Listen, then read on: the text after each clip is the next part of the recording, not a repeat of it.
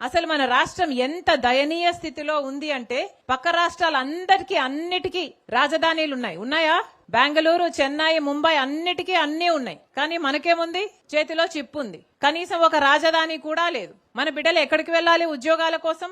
వాళ్ళ భవిష్యత్తు ఏం కావాలి? డిగ్రీలు, పీజీలు చదివిన బిడ్డలంతా రోడ్ల మీద తిరుగుతున్నారు, లేకపోతే ఆటో డ్రైవర్లుగానో గిగ్ వర్కర్లుగానో పనిచేస్తున్నారు. ఎవరు పట్టించుకుంటున్నారు? బిడ్డలకు భరోసా లేదు. పైగా చంద్రబాబు గారు అంటారు ఇప్పుడు 2 బిడ్డలు సరిపోరట, 3, 4, 5 కనాలట. ఉన్న బిడ్డలకే దిక్కులేదు, 2, 3, 4 కడాలట. అట్లా కన్న వాళ్ళకి ఈయన 25,000 రూపాయలు ఇస్తాడట. ఈయన ఇచ్చే బోర్డు 25,000 రూపాయల కోసం మీరు బిడ్డల్ని కనాలట.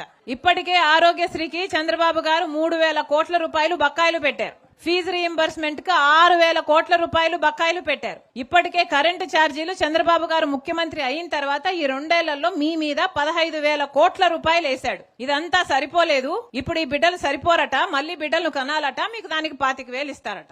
ఒకసారి ఆలోచన చేసుకోండి, పాలకులు ఎలా ఉన్నారో ఆలోచన చేసుకోండి.